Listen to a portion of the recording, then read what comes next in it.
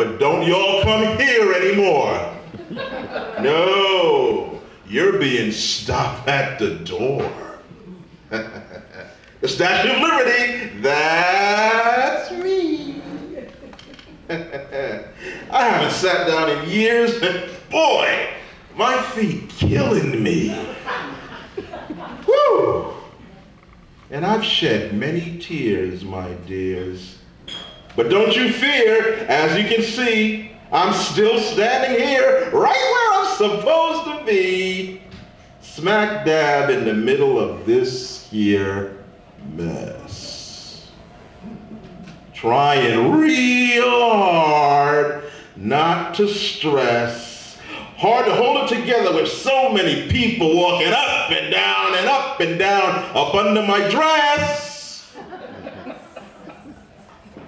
Putting me to the test. I guess I'll grin and do my best to hold high the torch, looking towards Manhattan Island. Sometimes I just want to drop this torch in the water and start to crying. Too many folks fighting, fussing, and dying. I ain't lying. I am not lying. Give me one plane ticket, just one, and I'll be a-flying.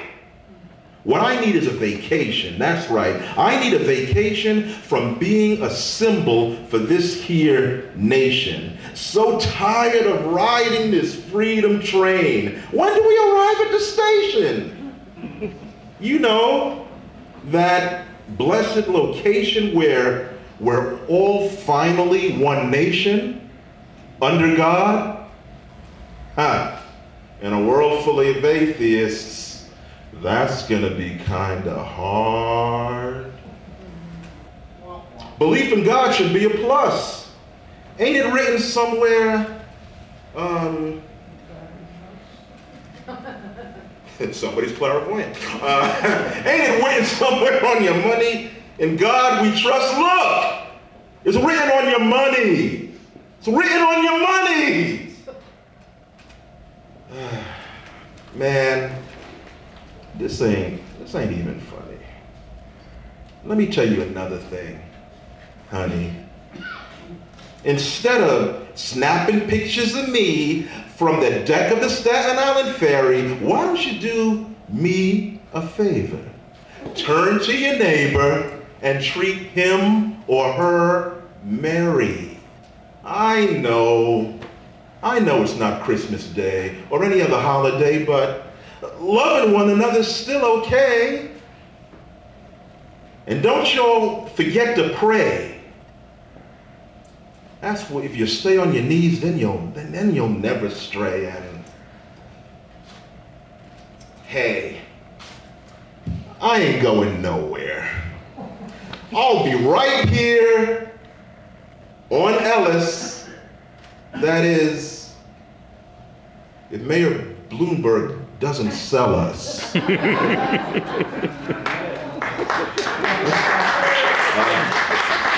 long.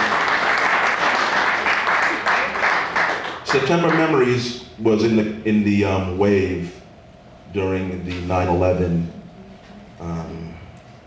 During 9/11, and I don't need to do a commentary on 9/11. Let me just, read you the poem. It is personal. On a clear day, they say, you can see forever, but we never thought that our friendly skies would ever witness thousands die or hear billions cry, white-hot tears falling from sorrowful eyes of burning towers like post-summer rain. A testimony that our great city would be forever changed. Insane day, inane day, the day I hated planes.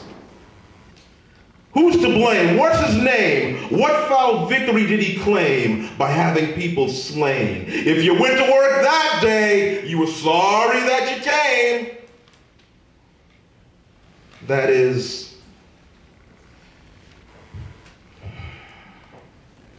if you survive. Some people didn't come home alive. In September, I still remember people broken and dismembered, towers falling, people crawling, men, women, and children bawling, running blindly down the hall, fire burning on the walls. Somewhere in the desert air, Osama laughing.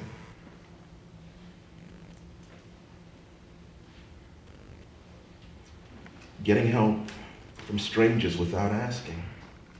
Fighter fighters bravely answering the call. Hundreds of people starting to fall, flying briefly in empty space, savoring the last sweet breath of freedom before landing hard on their face. The twins begin to crumble. People stumble. I mumble. Our city humble. Who fumbled? Who dropped the freaking ball? My mind begins to stall. Is this all? Or is there more to come? Do we evacuate or do I get a gun? Nowhere to hide. No place to run. The mayor's finest hour. He spoke with resolve and did not cower. Regardless of your political affiliation, on that day, we were all one nation. And even though it was hard, on that day, even atheists prayed to God. The pain never ever ceases. We continue to this day to pick up the broken pieces. But as Americans, we stand strong in the aftermath of this terrible wrong. September Memories. This last poem.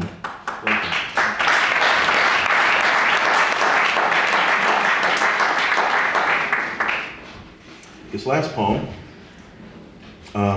came to me in one sitting after a church service, after an intense period of prayer, and it's called After the Anointing.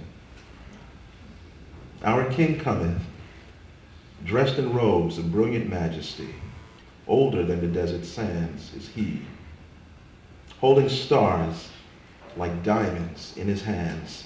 A royal diadem, he says, that's me. You will reign with me eternally if you wait, my child, patiently. But be thou forewarned, for the father of lies can also present himself so gorgeously adorned in shimmering apparel. But his phrases are both insincere and very narrow, singing sweet incantations that tickle the ears, soon switching to vile words that make you shudder and quake with mortal fear.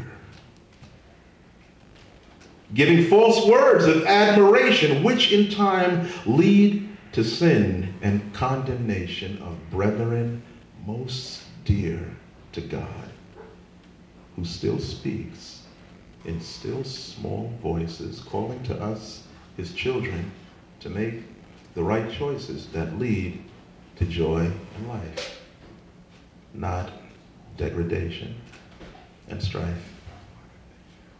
My child, narrow is the path that leadeth unto life, and though it like a tightrope seem, thou wilt be given hinds feet to walk most agile upon high places that the enemy can never reach, though he claw and tear at you, threatening to knock you from your seat in heavenly places with the one who holds all the aces. Thanks for listening.